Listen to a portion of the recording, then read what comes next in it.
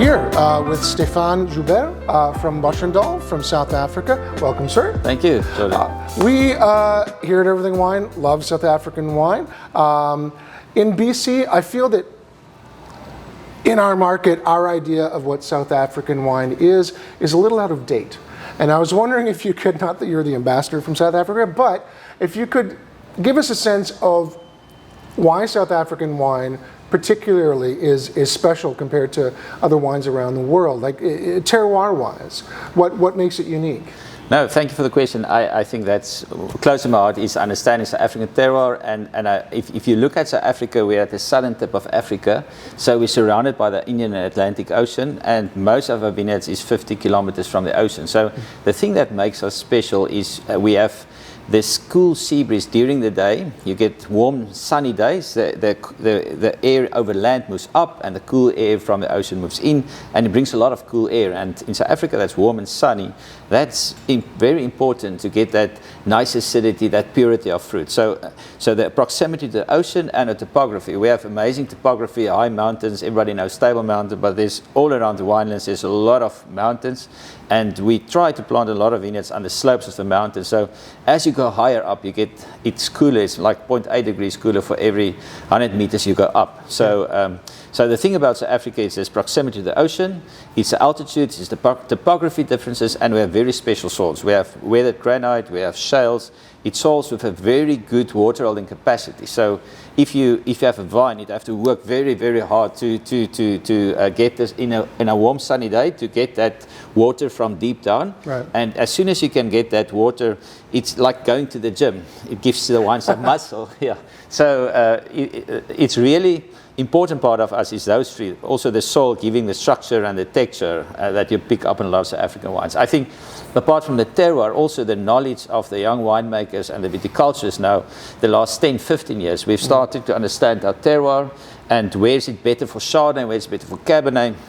It's amazing. It's the most interesting time in our history for understanding wine. So it's understanding our terroir and understanding how to manage in the vineyard with the new technology and a lot of experience from older guys, and then in the cellar, the knowledge and experience now to say, no, we're going to respect this fruit. If you get old vine Chenin, you're not going to overpower it with wood. You're going to maybe try natural fermentation, whole bunch pressing and stuff like that. So it's a combination of everything. It's not only one thing, but for me, I think it's the most exciting part, and the change in quality the last 15 years is just phenomenal, and it's privileged to live in this era. And I believe we're still going to improve a lot, and yeah. Well, I definitely think that's true. I mean, if you're in the industry like we are, we have definitely noticed South African wines becoming more idiosyncratic, more unique, definitely a very, very pronounced character that you don't find it anywhere else. I feel that innovation is a little ahead of the market's understanding about it. So if you could tell us, like, with a grape like Chenin Blanc, which is cards on the table, my absolute favorite from South Africa, what has changed just in a general sense over the last 20 years in the method of making something, besides the oak treatment? No, I think it's a mindset that changed, where in 20 years ago people think Chenin, bigger crops, cheap and cheerful, and people wasn't willing to pay a premium, and the farmers just went for the high yields, and they didn't put a lot of effort in the cellar and in the vineyard. And then we just realized, the different winemakers traveling overseas, the potential of the good quality Chenins, and we identified the older Chenin vineyards is really super special. So apart from knowing how to manage the Chenin vineyard, we also realized that the older vineyards are better, and more producers are putting old vine Chenins in the bottle. And if you took, for example, older vine, it's a vine that's in South Africa, it's 35 years or older. Yep. And with that, the yield goes down by 50% or more.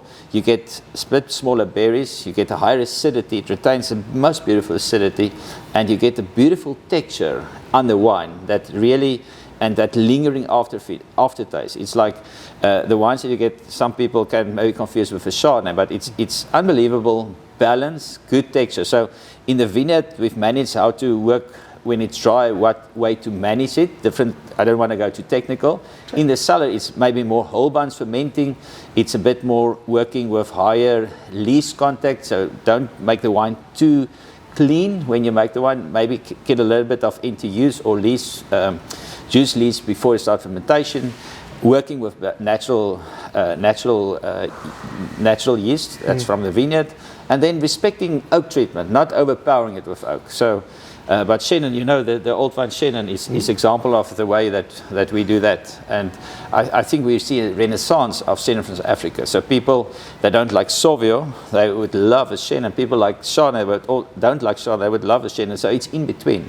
It's also very diverse as a varietal. So I find that the textural component of Chenin from South Africa is it stands it apart from even French Chenin. There is a certain kind of viscosity plus tension that I find, no matter how it's done, even if it's like seen a barrel, if it hasn't seen a barrel, there's still that core of energy in a Chenin Blanc that you can almost always identify. Well, that's probably South Africa, because Chenin's in that, when you're blind tasting, it's in that triangle of death, they say. You got Chenin Blanc and Gruner Veltliner and Albarino, and it, you know, especially if the Chenin is from France, it's really hard to discern.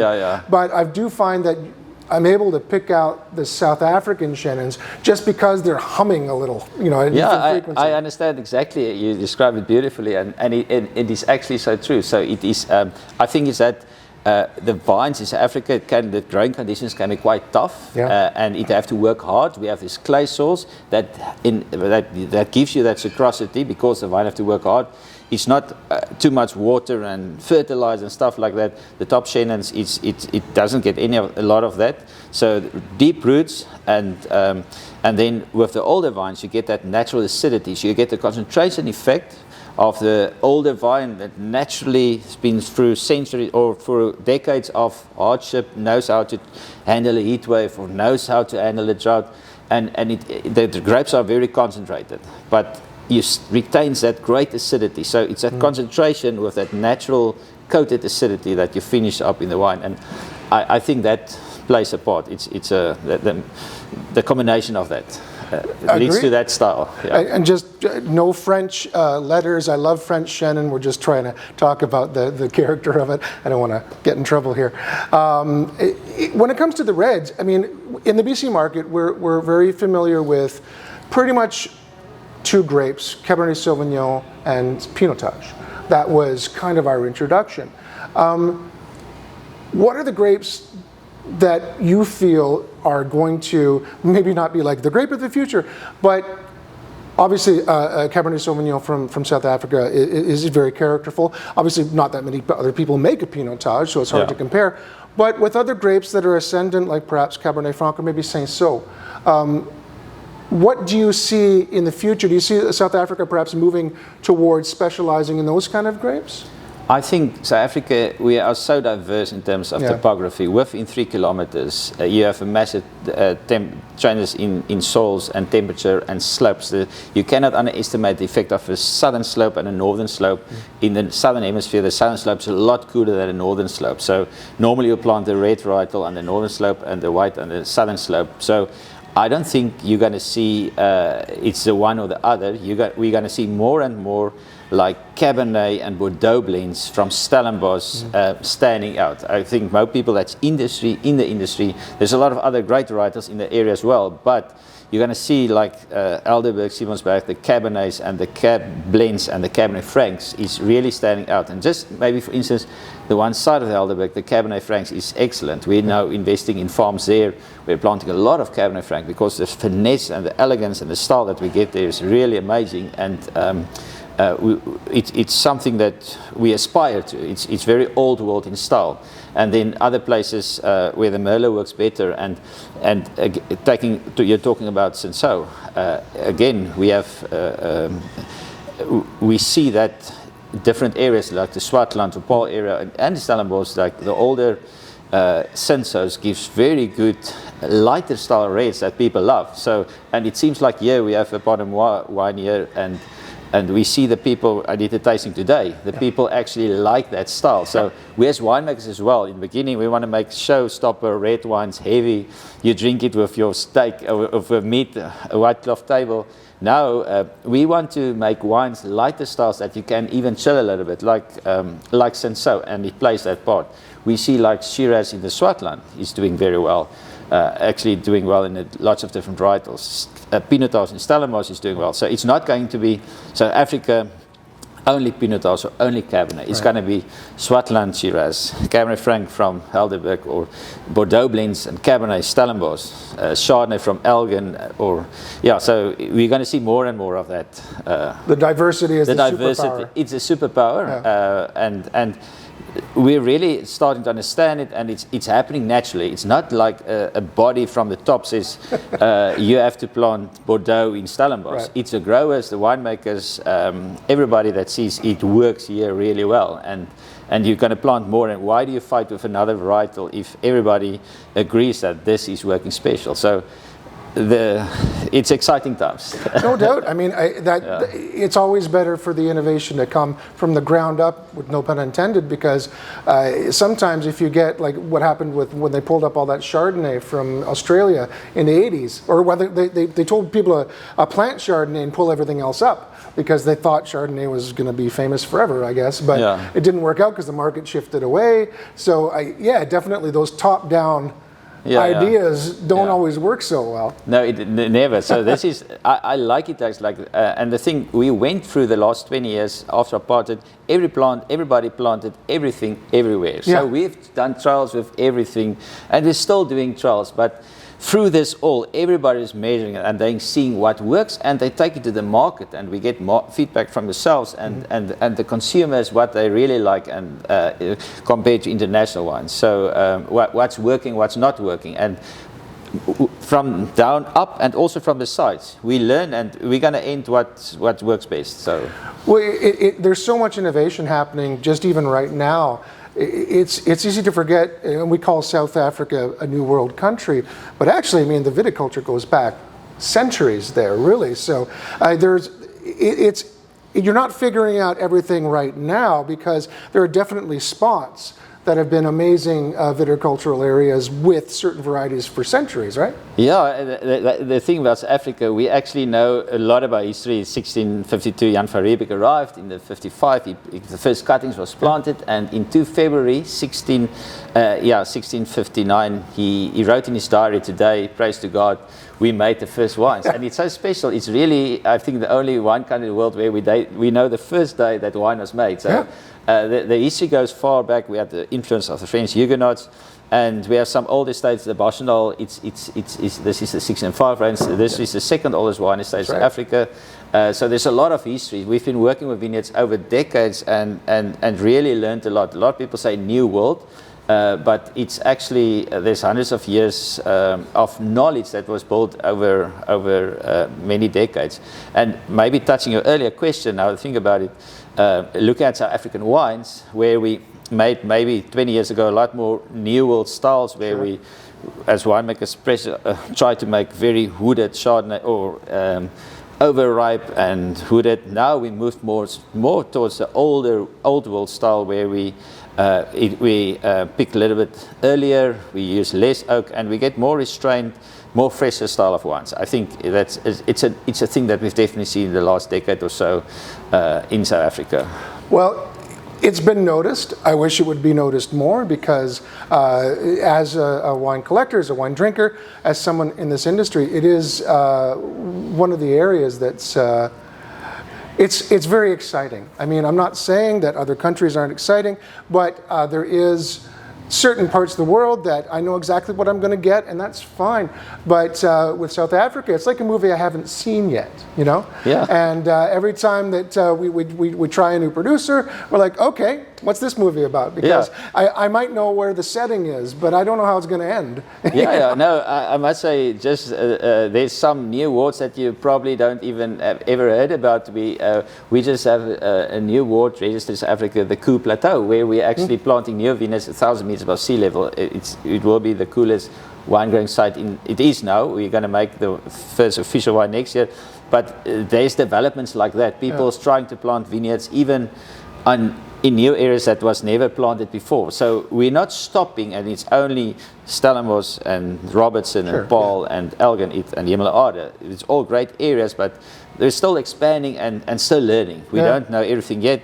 It's going to take a lot more time to learn more, but it's interesting times, and there's so much diversity. If people can come to South Africa, it's extremely cheap there. It's unbelievably cheap, but the food and the wines and the options and the scenery is amazing. Within 2 hours from Cape Town, you can see most of the beautiful wineries. There's so many estates and wineries and vineyards that's worth a visit. So I'm thankful for getting a bit more shelf space now. What I've seen the last few days compared to a few years ago, there's more and more people starting to realize South Africa wines is actually it's very good, and they should try it. And I hope to see more of that and more of them visiting South Africa. Well, as long as we don't get another pandemic, I think we will. So when you were put in charge of a DGB, but in particular Boschendal, it's the second oldest estate in South Africa. No pressure, hey? No.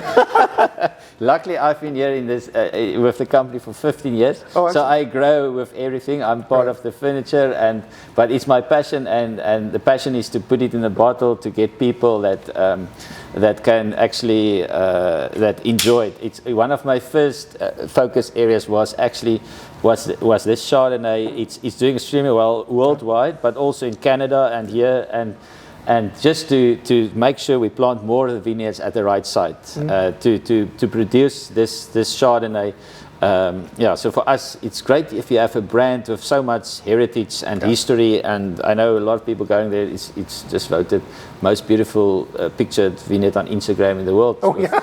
In an unofficial body, but it's definitely worth a visit. But it's a privilege to work there and be associated with these brands. So all the wineries that we own as DGB, we have different winemakers and focus on their specific wines. And I'm not there. I'm there in a supporting role. So the heroes is in the cellar and in the vineyard, and the growers that farm it. A lot of it. So obviously at Boschendal we have a lot of Chardonnay on the farm, but we also source. We have another farm in Elgin. So we source from farmers where we work very close relationship. We say, okay, you're going to plant Chardonnay, this clone on this rootstock with this row direction for 6 and 5 Chardonnay, and it's a long-term vision. So we're now planning for the 30s. If you talk about wine, it's not a short-term thing. You don't push a button and you have the wine. It's like before you harvest it and put it in the barrels for a year and then release it after 2 years. There's actually planning to get the right vineyard, and it takes 4 years before it started to give fruit, and then 6 years later it's good enough for this, and then 8 years later it's in the market. So it's a long. Only after 8 years do you know if it's a good idea? You need a long-term vision for it. But that's the great thing about wine. And we learn from each other. It's a privilege to be working with wine in South Africa. We did just do a tasting of both these wines. The Chardonnay I found was really great weight. You maybe get the weight of something like perhaps a Russian river, but the aromatics are completely different, and you have the tension of more kind of a French style wine, or some of the stuff that's being done down in Argentina. But you can't place it if you're not familiar with a lot of Chardonnay from South Africa. It's tough to place it there. It's so unique. It has aspects of Chardonnay from other places because Chardonnay is widely planted, but it's definitely its own thing, and we were all very impressed with both. No, thank you. I think that the thing that we want to do is to create wines with a sense of place. I think that's what we aspire to. Let you taste the vineyard site where it's grown. So not do something in the cellar that overpowers it, but enhances what you get there. Like for the Chardonnay, it's like really planted on the best sites. It's whole bunch press for better extraction, and then it goes to the barrel, and then you get the bâtonnage where you stir the lees to get that sucrosity that you're talking about on the palate, and but still the freshness from the acidity, from picking at the right time. We spend a lot of time for wine, to make good wine. One of the most important decisions is the day when you pick. Yeah. If you have to pick Friday, you only pick Monday, and it was very hot, the alcohol is going to be too high. Your flavors can move from citrus, limey to overcooked. So we're fanatic about deciding, and with the winemakers, myself, the group, the cultures, tasting the vineyards as much as we can to make that call is one of the secrets to make good wine. Yeah. Amazing. Well, sir, I know you have a plane to catch, but Stephan Joubert, thank you very much for talking to us. Yeah, thank you very much. Yeah, enjoy.